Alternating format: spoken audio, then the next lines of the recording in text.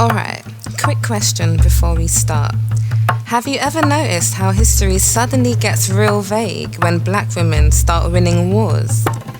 Funny how that works, because today's story is one of those, oh, that's just a legend situations, which is usually historian code for, yeah, we don't want to talk about how badly this went. So welcome back to RearView, where myths get side-eyed, empires get humbled, and the footnotes start looking real suspicious. Now let's talk about a woman the British Empire swore wasn't real, right up until she forced them to surrender. Let's get into it. The British called her a myth, a ghost story, a legend, an exaggeration. That's how you know she was real, because empires don't label fairy tales as threats. In the mountains of Jamaica, one woman did something the British Empire never forgave. She made them lose. Her name was Queen Nanny.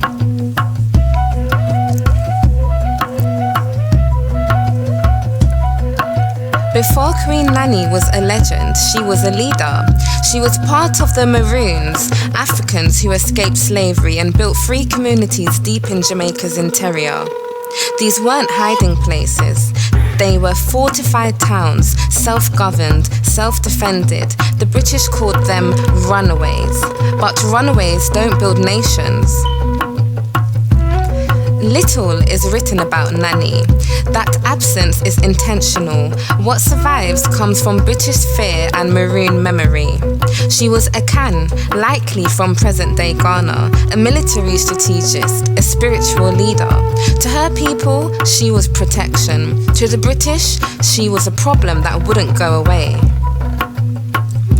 Jamaica's mountains are steep, dense and unforgiving. Queen Nanny turned them into weapons her forces used. Guerrilla warfare, ambushes and traps, intelligence networks, decoys and false retreats. British soldiers marched in red coats, confident and loud. They didn't return the same way. Entire units were disoriented, captured or destroyed by people the empire insisted were inferior.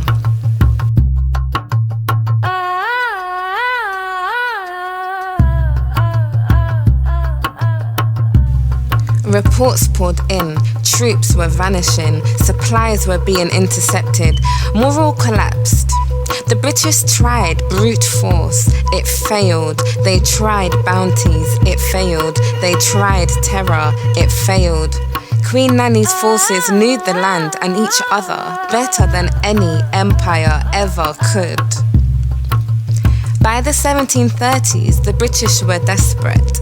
They were losing men, money and control, so they did something unprecedented. They surrendered. The British Empire signed a peace treaty with the Maroons, recognizing their freedom and sovereignty. Let that settle. An empire built on conquest, negotiated with a black woman it could not defeat. After the treaty, British records changed tone. Queen Nanny became folklore, her victories became stories, her strategies became superstition. Because acknowledging her meant admitting enslaved Africans were military equals. A black woman outwitted imperial power. Resistance worked. So history did what it always does when power loses. It minimized. Calling Queen Nanny a legend was not dismissal, it was containment, because legends don't demand accountability, but the truth does. Queen Nanny didn't haunt the British Empire, she beat it. And when truth was too dangerous to teach, they taught silence instead. Queen Nanny reminds us that leadership doesn't require permission. The black women have always stood at the center of resistance, and that history doesn't erase power, it disguises it. They called Queen Nanny a legend because admitting the truth was too costly. Because once you admit it, a black woman outmaneuvered an empire. You have to admit the empire was never invincible. And once that illusion breaks, so do a lot of others. Queen Nanny didn't just win a war, she exposed a weakness. If this story mattered to you, if it made you rethink what you were taught, that's not an accident.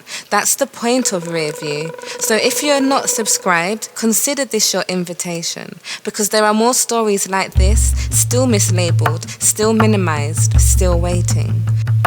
Like the video, share it with someone who has never told this, and subscribe if you're ready to keep pulling at the threads. History gets uncomfortable when you look too closely. We'll keep looking.